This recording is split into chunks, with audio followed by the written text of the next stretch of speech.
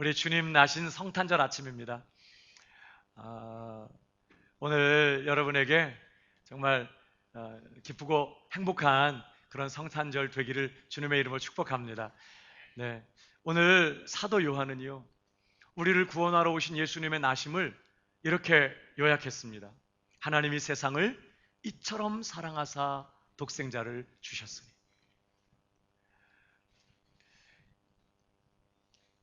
이 성탄절에 우리가 확인하고 마음에 새겨야 할 진리가 있어요. 바로 우리를 향한 하나님의 사랑입니다. 오늘 본문에서 사도는요, 하나님이 우리를 이처럼 사랑하셨다고 그렇게 증거해요. 이처럼 사랑하사. 여러분, 이처럼 사랑하사, 이 사랑이 어떤 사랑일까요? 저는 몇 가지로 오늘 이 하나님의 사랑을 함께 요약해 보려고 합니다. 첫 번째는 이처럼 사랑하신 우리 하나님의 우리를 향한 사랑은 독생자도 아낌없이 내어주신 사랑이었습니다.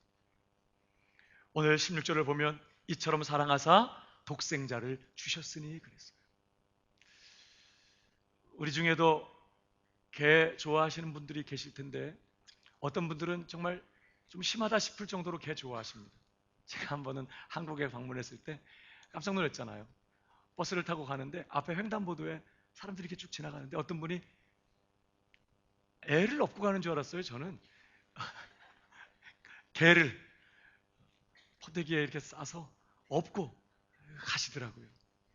얼마나 개가 좋았으면 나가서도 혹시 개가 누구한테 밟힐까봐 그랬는지 길을 잃어버릴까봐 그랬는지 업고 이렇게 가는 거 보면서 야, 정말 좋아하시나 보다 이런 생각이 정말 들더라고요. 어떤 분이 푸들 강아지를 키웠습니다. 이름을 린다라고 지었어요. 얼마나 예쁘고 귀여운지 이분이 이 개를 너무 좋아했어요.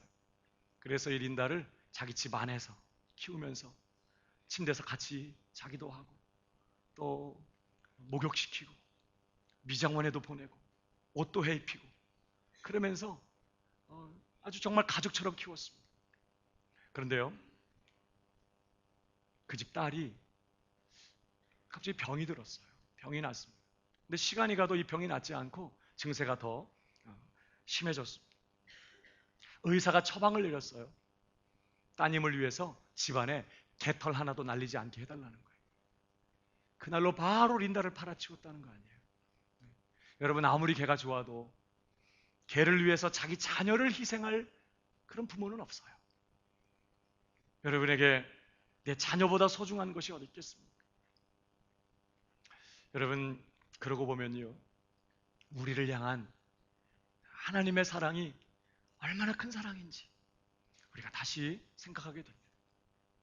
하나님은 자기를 배반하고 그분에게 지울 수 없는 상처를 안겨드린 타락한 우리 인생들을 위해서 하나님은 자기의 하나밖에 없는 독생자를 내어주셨어요. 하나님께 반역하고 불순종함으로 스스로 멸망을 자초한 우리 죄인들을 위해서 둘도 아니에요, 셋도 아닙니다. 하나밖에 없는 외아들을 십자가에 내어주셨습니다.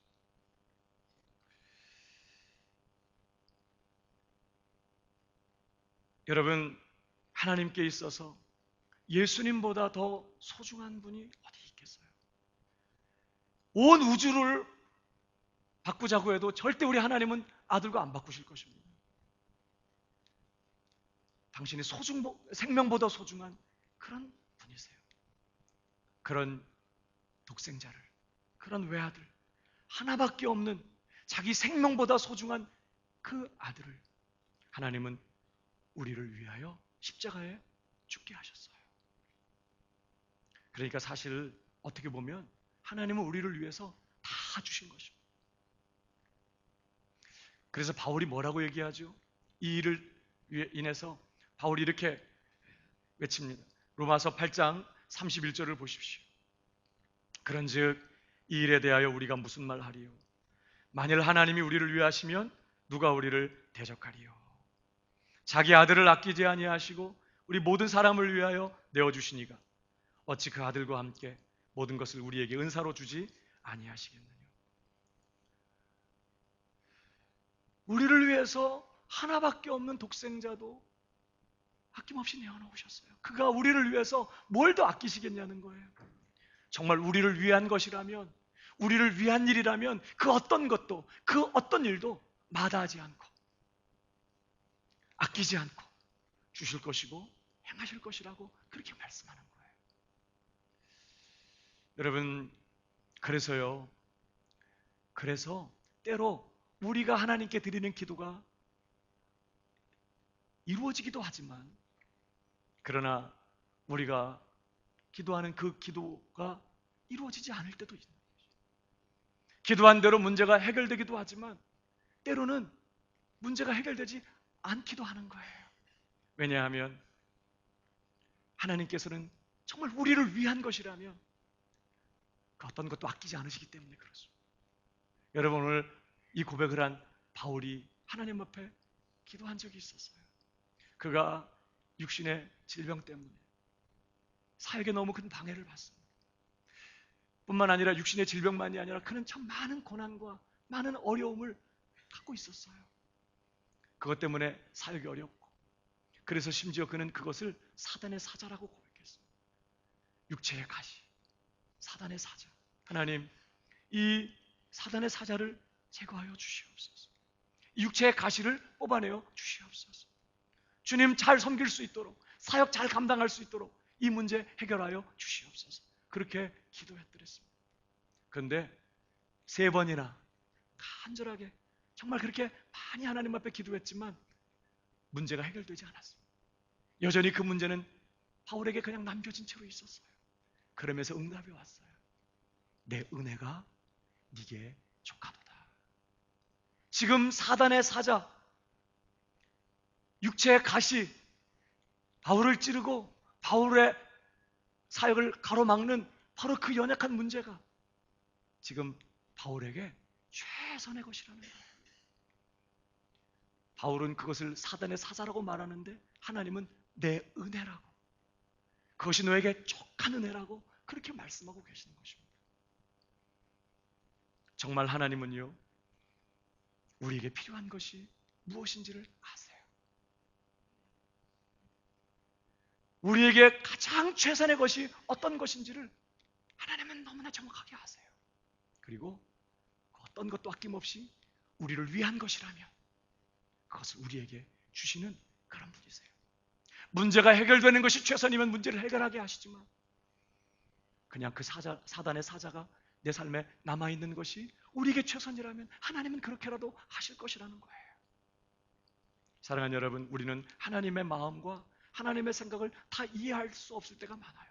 왜 하나님이 내게 이렇게 하시는지, 왜 문제를 내 삶에 이렇게 아직도 그냥 남겨놓고 계시는지, 왜 나를 이런 고통 가운데 그냥 버려두고 계시는지, 우리는 하나님이 하시는 일을 다 이해하지 못할 때가 많습니다.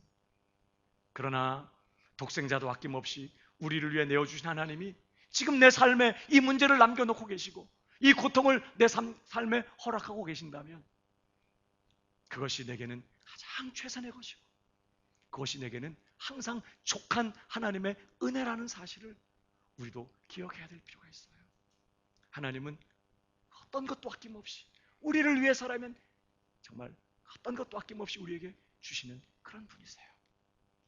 그러므로 우리는 기도할 때도요, 하나님께서 반드시 우리의 기도에 응답하실 것을 믿고 기도하되 가장 좋은 것으로, 가장 최선의 것으로, 아니 독생자도 아끼지 않은 하나님이 우리를 위해서 말이죠, 그 하나밖에 없는 독생자도 아낌없이 내어주셨는데 뭘 더 아끼시겠어요? 가장 좋은 것으로, 가장 최선의 것으로 우리의 기도에 응답하시고 허락하실 것을 믿고 기도해야 할 것입니다. 마태복음 7장 11절 말씀 한번 읽어볼까요? 다 같이 시작. 너희가 악한 자라 좋은 것으로 자식에게 줄 알거든 하물며 하늘에 계신 너희 아버지께서 구하는 자에게 좋은 것으로 주시지 않겠느냐. 하나님의 사랑은 어떤 사랑? 독생자도 아낌없이 내어주시는, 정말 우리를 위해 그 어떤 것도 아낌없이 내어주시는 그런 사랑이라는 사실을 우리는 오늘 기억해야 합니다. 더 나아가서 두 번째로 우리를 향한 하나님의 사랑은 어떤 사랑입니까? 바로 조건 없는 사랑입니다. 오늘 본문을 보면요, 하나님께서 우리를 이처럼 사랑하셨다고 말씀하는데 앞뒤 구절을 아무리 살펴봐도 왜 사랑했는지에 대한 이유가 기록되어 있지 않습니다. 그 이유에 대한 설명이 없어요. 왜 그렇습니까? 우리를 향한 하나님의 사랑이 조건 없는 사랑이기 때문에 그렇습니다. 요한일서 4장 10절을 보십시오. 같이 읽어볼까요? 다 같이 시작. 사랑은 여기 있으니 우리가 하나님을 사랑한 것이 아니요 오직 하나님이 우리를 사랑하사 우리 죄를 위하여 화목제로 그 아들을 보내셨음이라. 우리가 하나님을 사랑한 게 아니었다는, 우리가 하나님을 결정하고 우리가 하나님을 섬기기로 선택하고 우리가 하나님 앞에서 하나님 기쁘시게 하는 삶을 살겠다고 결정했기 때문에 하나님이 우리를 사랑한 게 아니라는 거예요. 오직 그가 먼저 우리를 사랑하셨다고 그렇게 말씀합니다. 우리가 하나님을 사랑하기 전에 하나님이 먼저 우리를 사랑하셨어요. 하나님은 우리가 어떤 사랑을 받을 만한 조건이나 자격을 갖추었기 때문에 우리를 사랑하신 것도 아니었습니다. 오히려 로마서 5장 8절을 보면 우리가 아직 죄인 되었을 때 그리스도께서 우리를 위하여 죽으심으로 하나님께서 우리에게 대한 자기의 사랑을 확증하셨다고 말씀합니다. 우리가 자격을 갖추기는커녕 아직 죄인 되었을 때예요. 여전히 하나님을 거역하고 하나님을 대적하고 하나님을 싫어하고 하나님과는 반대 방향으로 달려가고 있을 때, 우리가 생각할 수 있는 가장 최악의 자리, 우리가 상상할 수 있는 가장 밑바닥에 우리가 있을 때 하나님은 그런 우리를 사랑하기로 결정하시고 이미 우리가 그런 사람인 거 아시면서 하나님은 우리를 사랑하셨다고, 그리고 그 사랑을 아들의 십자가 사건으로 확증하셨다고 그렇게 말씀하고 있는 것입니다.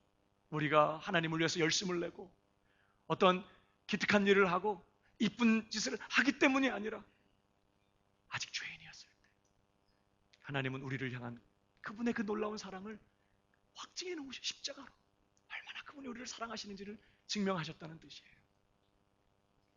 우리는 때로 사람들에게 실망할 때가 있습니다. 부부도 결혼하기 전에는 어때요?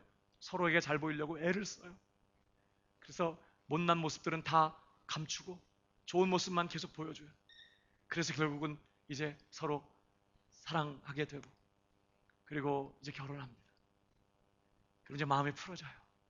이제 서로 신뢰하게 되고 믿게 되니까 내 마음에 있는 본색을 이제 드러내기 시작합니다. 영웅인 줄 알았더니 본색을 나타내요.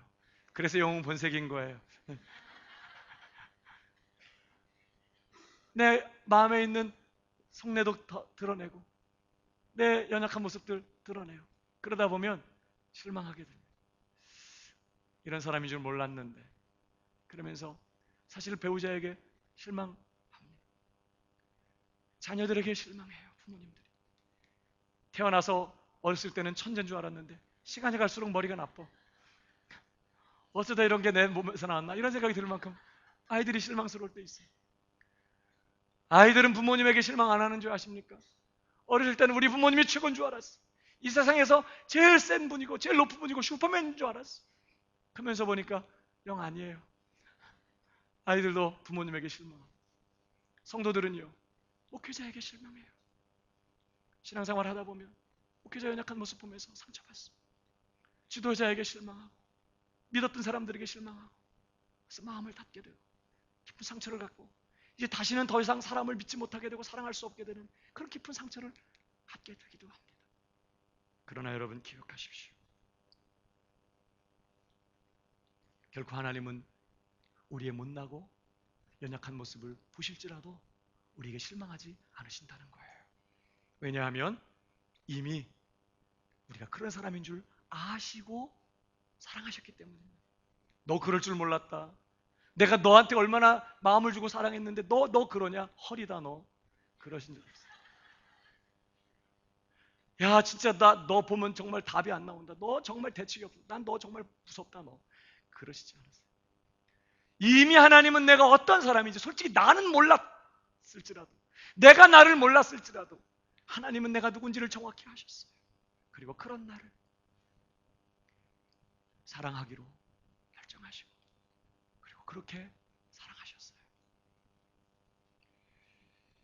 저는 이러한 사실을 묵상할 때 얼마나 저가 위로를 받는지 몰라요.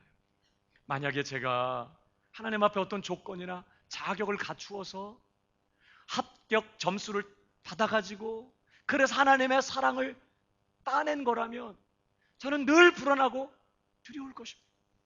하나님께서 나를 계속 사랑하시려면 내가 계속 잘해야 되니까 조금이라도 실수하고 조금이라도 못난 모습들이 드러나면 불안할 거예요. 왜? 하나님이 혹시 실망하고 나를 버리시게 될까 봐.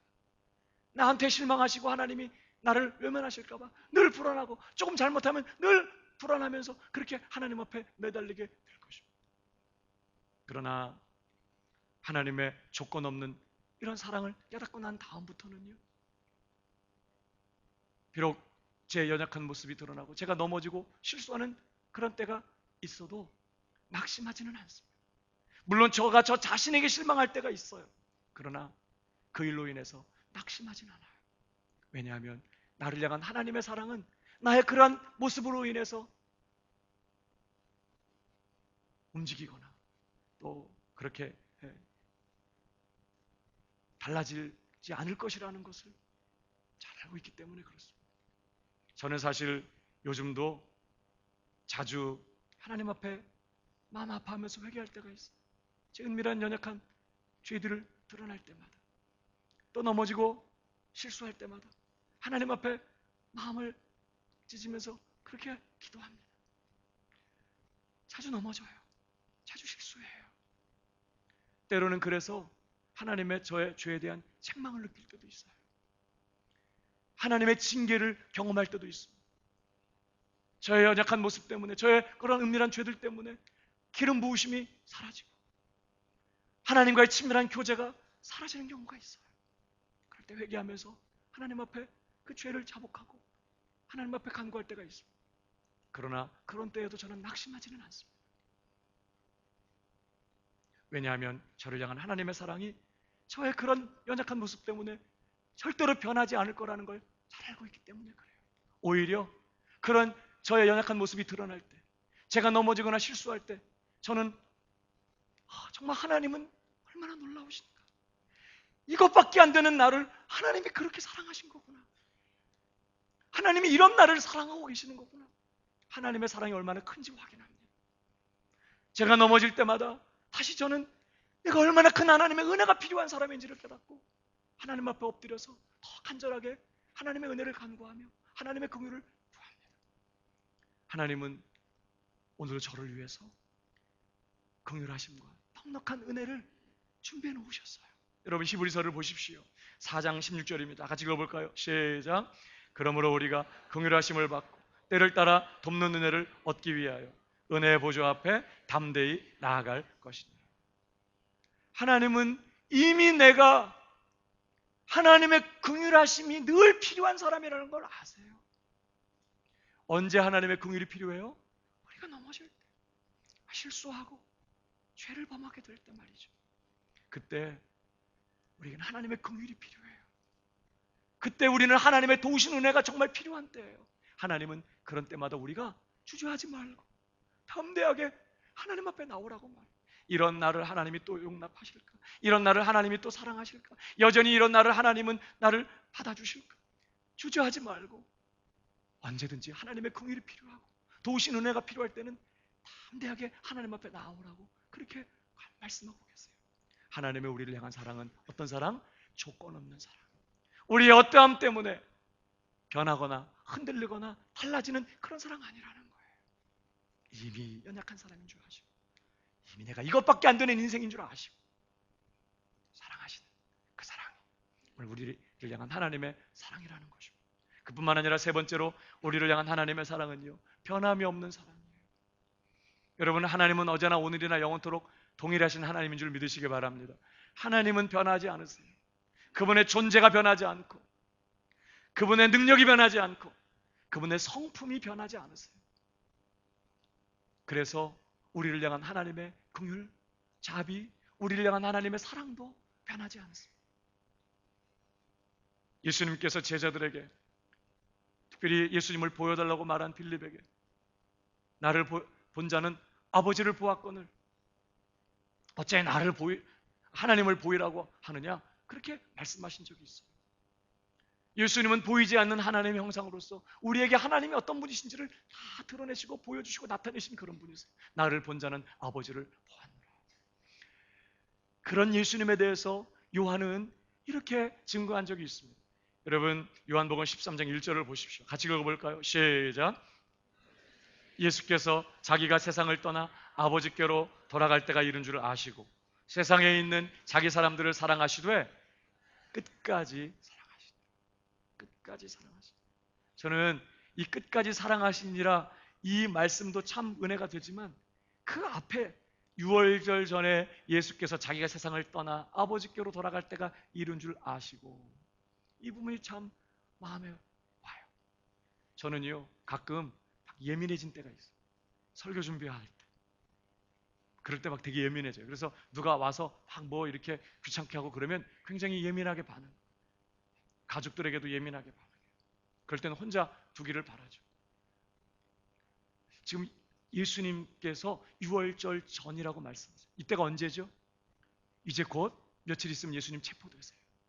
그리고 사람들의 손에, 장로들의 손에, 지도자들의 손에 넘겨져서 고난받으시고 십자가에 못 박혀 죽게 될 그런 때가 이제 며칠 남지 않았어요. 그때가 됐다는 걸 예수님이 아셨다는 거예요. 사실 예수님께서 그때를 놓고 기도하실 때 제자들에게 기도를 부탁한 적이 있었어요. 그런 적이 없었는데 나를 위해서 기도해달라고. 내 마음이 심히 민망하고 고민이 되고 죽을 지경이다. 얼마나 마음이 힘드셨는지. 예수님도 정말 스트레스 받으신 적이 있었던 거예요. 굉장히 예민하고 죄인들의 그 죄를, 택한 백성들의 죄를 당신이 다 짊어져야 된다는 그 중압감, 그 죄에 대한 하나님의 가공할 진노가 임하게 되고 그 진노를 감당해야 된다는 그 짓눌리는 마음 때문에 예수님은 쉴 수가 없으셨어요. 마음이 힘들고 눌리고 고민하셨다고 했습니다. 정말 예수님이 예민하신 때예요. 근데 그때 예수님이 자기 사람들 어떻게 해요? 끝까지 사랑했다고 말해요. 야, 좀 말 걸지 마. 가까이 오지 마. 막 그러지 않으셨어요. 그런 상황에서도 당신을 돌아보지 않고 자기 사람들을 사랑하시되 끝까지, 처음 사랑 끝까지 사랑하셨다고 말해요. 이게 우리 주님의 사랑이고 바로 하나님의 우리를 향한 사랑을 그런 방식으로 예수님이 드러내고 계시는 것이죠. 자기 사람들을, 이 세상에 있는 자기 사람들, 그래서 이 세상에서 힘겨워하고 낭망하고 좌절하고 넘어지고 무너지는 이 세상에 있는 자기 사람들을 사랑하시되 끝까지 사랑하시는 하나님의 사랑이에요. 로마서 8장은 그 사랑을 이렇게 표현하고 있습니다. 내가 확신하노니 사망이나 생명이나 천사들이나 권세자들이나 현재의 일이나 장래의 일이나 능력이나 높음이나 깊음이나 다른 아무 피조물이라도 우리를 우리 주 그리스도 예수 안에 있는 하나님의 사랑에서 끊을 수 없으리라. 하나님의 사랑이 변하지 않는다는 거예요. 그 어떤 사건이나 상황도 그 사랑을 약화시킬 수 없고 아무리 시간이 흘러도 그 사랑이 변하지 않는다는 것을 말합니다. 그 어떤 사건이나 상황도 또 그 누구도 그 무엇도 그 사랑을 가로막거나 취소시킬 수 없다는 거예요. 아무리 시간이 흘러도 그 사랑이 변하지 않는다는 것을 말해요. 우리가 잘할 때든 못할 때든 처한 형편과 상황이 어떠하든 그것에 영향받지 않는 사랑이 우리를 향한 하나님의 사랑이라는 거예요. 무엇도 그 누구도 하나님의 사랑에서 우리를 끊을 수 없으리라. 그 사랑이 언제 시작됐을까요? 언제 시작됐죠? 엊그제? 태초부터, 처음부터 그 사랑이 시작됐어요. 우리를 향한 그 사랑. 그리고 우리가 여전히 죄인일 때 그 아들 예수 그리스도의 십자가를 통해서 그 하나님의 우리를 향한 사랑을, 그 뜨거운 사랑을 확증해 주셨어요. 태초부터 시작된 그 사랑, 십자가로 확증된 그 사랑이요, 천년이 2번 지나갔지만 여전히 지금도 그 사랑이 변함이 없는 줄 믿으시기 바랍니다. 하나님의 사랑은 절대 변하지 않는 사랑. 우리의 어떠함에 변하지 않고 우리의 상황과 환경에 변하지 않고 누구도 가로막거나 취소시킬 수 없는 그 변함없는 하나님의 사랑 오늘도 우리 인생을 붙들고 있고 내 삶에 흐르고 있다는 사실을 우리는 기억해야 되는 것이죠. 그뿐만 아닙니다. 마지막으로 우리를 향한 하나님의 사랑은요, 우리를 고쳐내시는 사랑이에요. 한번 따라하겠습니다. 우리를 고쳐내시는 사랑. 맹목적인 사랑이 아니라는 거예요. 그저 당신의 감정과 당신의 기분을 위해서 사랑하는 사랑이 아니라는 거예요. 하나님의 사랑은 목적 있는 사랑, 우리를 고쳐내시는 사랑이라고 말합니다. 여러분 오늘 본문을 다시 보실까요? 16절, 하나님이 세상을 이처럼 사랑하사 독생자를 주셨으니 이는 저를 믿는 자마다 멸망치 않고 영생을 얻게 하려 하십니다. 이처럼 사랑하사 독생자를 주셨으니 이는 저를 믿는 자마다 뭐야? 멸망치 않고 그랬어요. 그러면서 영생을 얻게 하려 하셨다. 여러분 여기 멸망치 않고 무슨 말이죠? 우리는요, 우리 안에 있는 이 충만한 죄된 본성으로 말미암아 멸망받아 마땅한 그런 죄인들이었어요. 우리 안에 있는 미움, 우리 안에 있는 교만, 우리 안에 있는 거짓, 우리 안에 있는 반역, 우리 안에 있는 불순종, 우리 안에 있는 이 넘치는 죄된 본성으로 말미암아 우리는 마땅히 멸망받고 지옥에 떨어져야 했던 그런 수준의 죄인들이었다고요. 그런 우리가 그런 죄로 말미암아 멸망당하지 않고 어떻게 하길 원했다고요? 영생을 얻게 하려 하심이니라 그랬어요. 여러분 이건 뭘 지금 의미하고 있죠? 여러분 우리 안에는 여전히 용서받았지만 완전하게 예수님께서 순종하신 것 때문에 우리가 그 의를 우리의 것으로 이제 전가시켜 주셔서 우리가 의로운 자라고 여김을 받고 있지만 우리 안에는 여전히 죄된 본성이 용서받았지만 남아있어요. 여전히 우리 안에는 죄가 역사해요. 미움이 있고 염려하고 하나님 온전히 신뢰하지 못해서 또 불평을 쏟아낼 때도 있고 두려워하고 이기적인 마음 가지고 사람도 제대로 사랑하지 못할 때가 많아요. 용서하지 못할 때 많습니다. 하나님 온전히 신뢰하지 못할 때 많아요. 환경과 상황에 따라서 기쁨을 잃어버리기도 하고 염려하면서 낙심하고 감사를 잃어버리고 믿음에서 물러설 때가 얼마나 많은지 몰라요. 그래서 다른 사람들에게 실망도 주고 상처도 줄 때가 너무나 많습니다. 여러분 그런 상태로 우리가 영원히 산다면 여러분 그건 정말 끔찍한 일이에요.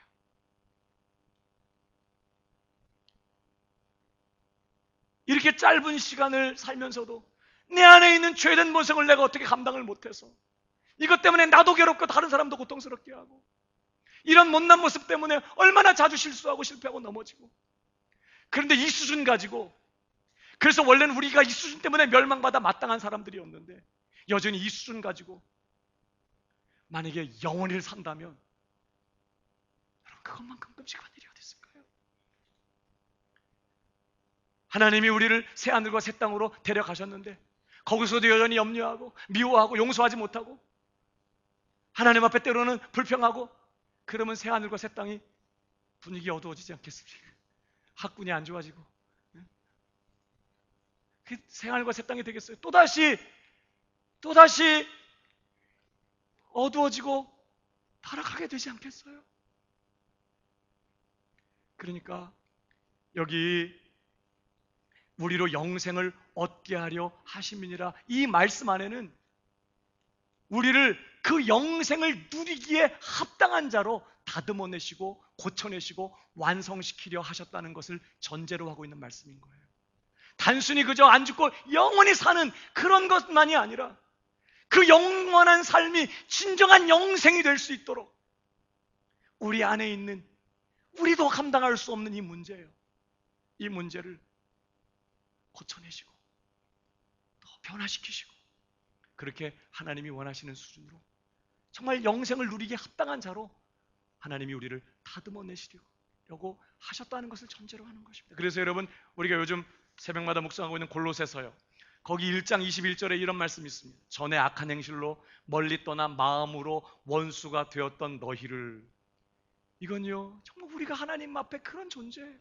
우리는 전인격적으로 하나님을 거역하고 전인격적으로 하나님을 기뻐하지 않는 십자가 못 박혀 죽어 마땅한 저주받아 마땅한 죄인이고 영원히 멸망받아 마땅한 그런 수준의 죄인이에요. 그런 우리를 이제는 그의 육체의 죽음으로 말미암아 화목해 하사, 그럼 어디까지요? 너희를 거룩하고 흠없고 책망할 것이 없는 자로 그 앞에 세우고자 하셨으니. 이게 하나님의 목적이에요. 우리를 용서하시고 의롭다 하시고 자녀를 삼으시고 천국 백성 삼으신 것으로 끝이 아니라 이제부터 그것에 걸맞는 그 하나님의 자녀다운 새하늘과 새 땅에서 영생을 누리기에 합당한 거룩하고 흠없고 책망할 것이 없는, 누구 앞에요? 하나님 그분 앞에 말이죠. 그런 사람으로 우리를 그 앞에 세우려고 하셨다는 거예요. 이 거룩하다는 말은요, 완전 하나님께 성별되고 구별된, 완전히 하나님 앞에 합당한 그런 뜻이에요.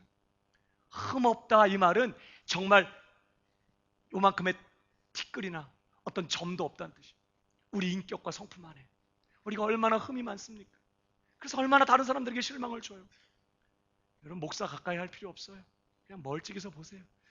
가까이 해봐야 실수투성입니다. 우리 안에 얼마나 그런 연약한 흠이 많습니까? 근데 여기 흠이 없단 말은 그 어떤 정말 티끌만큼의 오점이나 그런 흠이 없는 그런 상태를 말해요.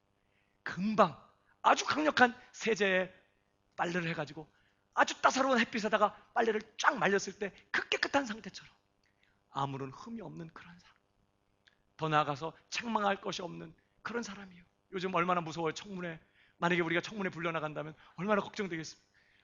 그냥 몰라요, 나도 기억 안 나요, 막 그럴 것 같아요. 얼마나 무섭습니까? 그런데 하나님께서는 우리를 그분의 심판대 앞에 설 때에 그분 앞에서 어떤 일에 대해서 조금의 문책이나 비난이나 책망을 받을 것이 요만큼도 없는 그런 완전한 그런 사람으로 하나님이 우리를 세우시려고 작정하셨다는 거예요. 그래야 새하늘과 새 땅이 될 수 있는 거죠. 그래야 영생을 사는 것이 진정으로 복이 되는 것이에요.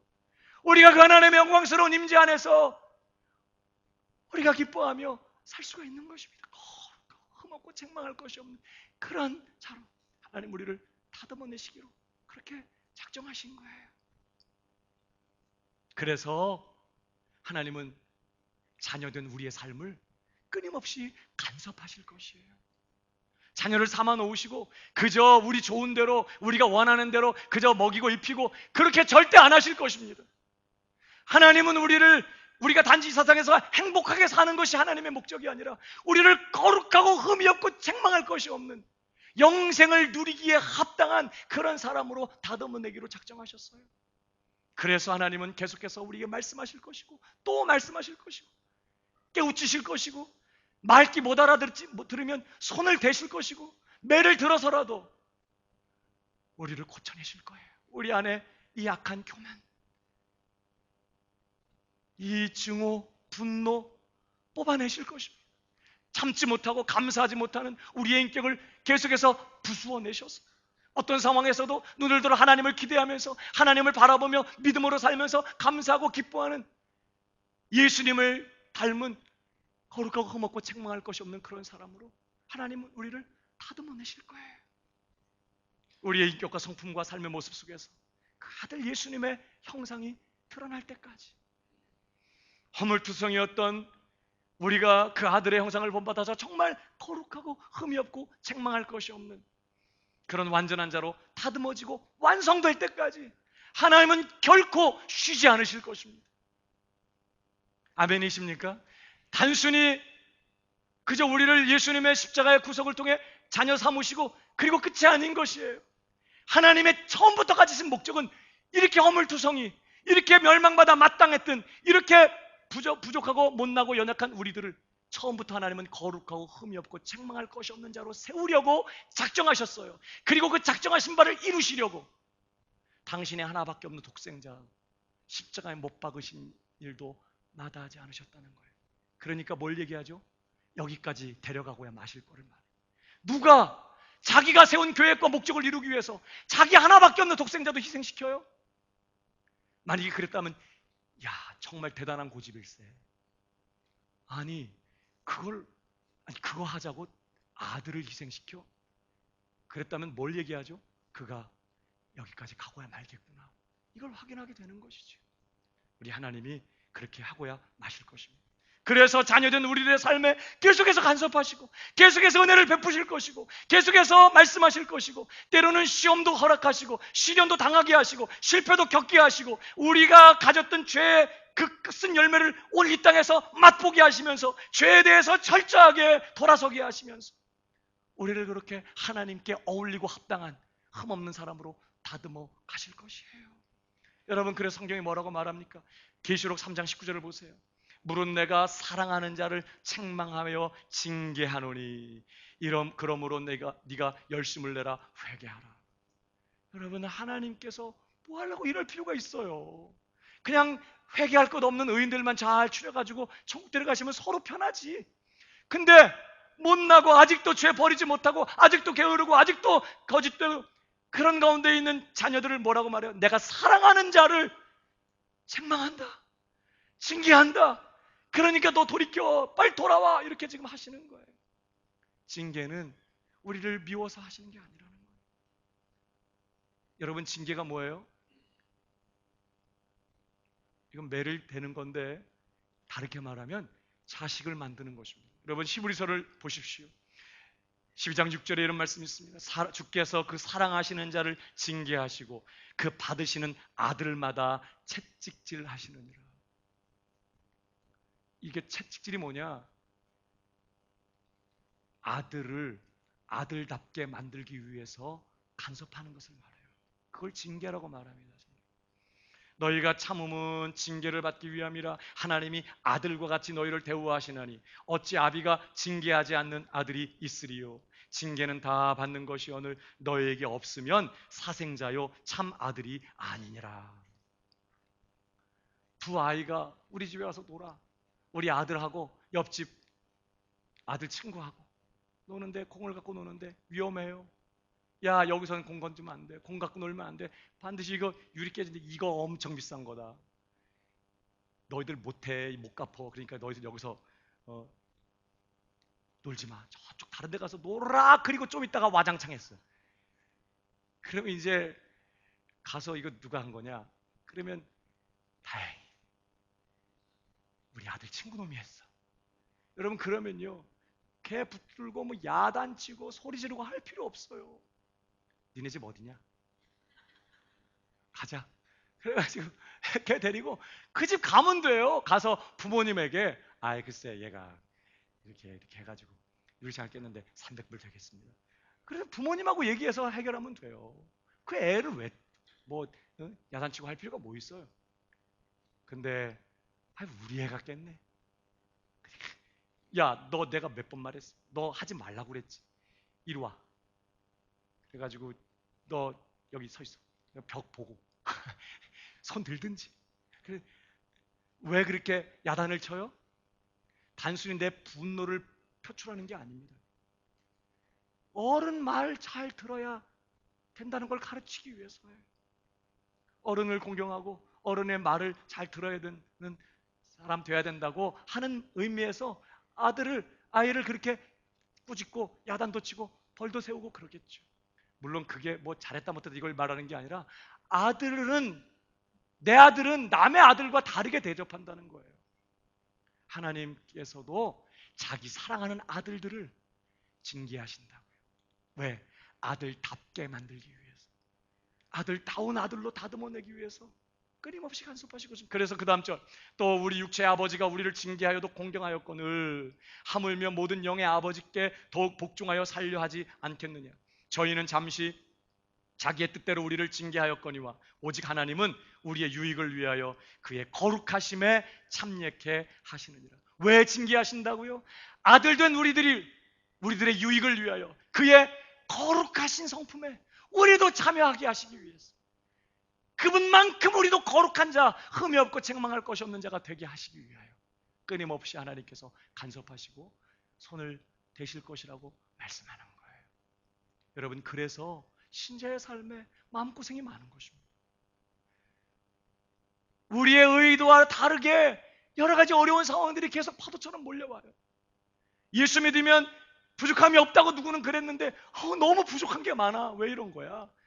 예수 믿으면서 신앙생활하면서 회의가 들 정도로 어떤 때는 하나님께서 내 기도 들으시는 건지, 하나님이 정말 나 사랑하시는 건지 의심이 들 만큼 어렵고 보대끼는 상황들이 파도처럼 우리의 삶에 밀려올 때가 있어요. 너희가 여러 가지 시험을 만나거든 온전히 기쁘게 여기라. 이는 너희 믿음의 시련이 인내를 만들어내는 줄 알미라. 인내를 온전히 이루라는 거예요. 절대 거기서 낙심하지 말고 잘 참으라는 거예요. 이는 너희로 온전하고 구비하여 조금도 부족함이 없게 하려 하십니다. 하나님이 작정하셨어요. 온전하고 구비하여 조금도 부족함이 없는 거룩하고 흠없는 자녀다운 자녀로 우리를 완성시켜내셨어요. 새하늘과 새 땅에서 진정한 영생을 누릴 수 있는 그런 자가 되게 하시려고 하나님 우리를 붙드셨고 우리의 삶에 찾아오셨고 그 무궁한 지혜와 능력, 그 다함이 없는 열심과 그 지독한 사랑으로 하나님께서 작성하신 그 일을 이루어가고 계시는 것입니다. 사랑하는 여러분, 오늘 우리를 향한 하나님의 사랑은 맹목적인 사랑이 아니에요. 우리를 고쳐내시는 사랑이에요. 그저 우리 잘되게 해주고 그저 우리 편안하게 해주고 그저 우리 이 세상에서 행복하게 사는 그런 삶을 살게 하고자 하는 사랑이 아니라 짧은 인생 여기서 충분히 훈련받고 영원한 생애 속에서 영광과 존귀와 칭찬을 얻게 하기 위하여 하나님 오늘 우리의 삶에 간섭하고 계세요. 고쳐내시는 사랑, 우리를 온전케 하시는 그런 목적 있는 사랑이라고 성경은 말합니다. 사랑하는 여러분, 그 하나님께서 저와 여러분을 사랑하세요. 끝까지 사랑하실 줄 믿으시기 바랍니다. 여러분, 그래서 하나님은 결코 우리를 포기하지 않을 거예요. 끝까지 사랑하신다는 말은 절대로 하나님이 우리를 포기하지 않고 그분이 처음부터 같이 쓴 그 작정하심을 반드시 끝까지 이루어내고야 마실 것이라는 것을 말하는 것입니다. 우리를 거룩하고 흠이 없고 책망할 것이 없는 자로 그 앞에 세우고자 하셨던 그 작정하심을 그분의 지혜, 능력, 지독한 열심과 그 맹렬한 사랑으로 그렇게 그 작정하신 바를 이루어내고야 마실 것입니다. 우리 향한 하나님의 사랑, 고쳐내시는 사랑. 옆 사람에게 한 번 더 축복해 주시기 바랍니다. 하나님이 당신을 고쳐내실 것입니다. 우리가 할 수 없어요. 그러나 하나님이 하실 거예요. 때로 고난도 주실 것이고 실패도 허락하실 것이고 끊임없이 은혜를 부으시면서 우리를 그렇게 온전케 고쳐내실 것입니다. 여러분, 하나님께서 우리에게 보내주신 예수 그리스도가 얼마나 위대한 구원자인지 몰라요. 그분의 십자가의 죽으심과 부활, 그분의 완전한 순종, 십자가에서 받으신 고난 때문에 우리는 완전한 죄 사함의 은혜를 얻었을 뿐만 아니라 우리는 완전하게 의롭다 하심을 얻고 하나님의 흠없는 완전한 자녀가 되었어요.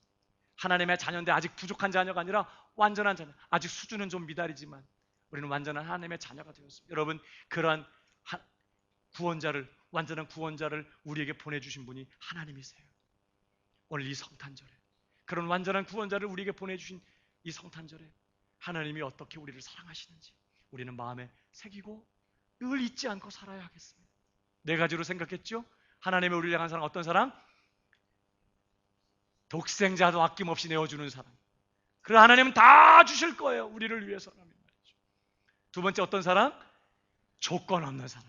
세 번째 어떤 사랑? 변함없는 사랑. 무엇보다 마지막 네 번째 어떤 사랑? 고쳐내시는 사랑. 그 사랑은 목적 있는 사랑이에요.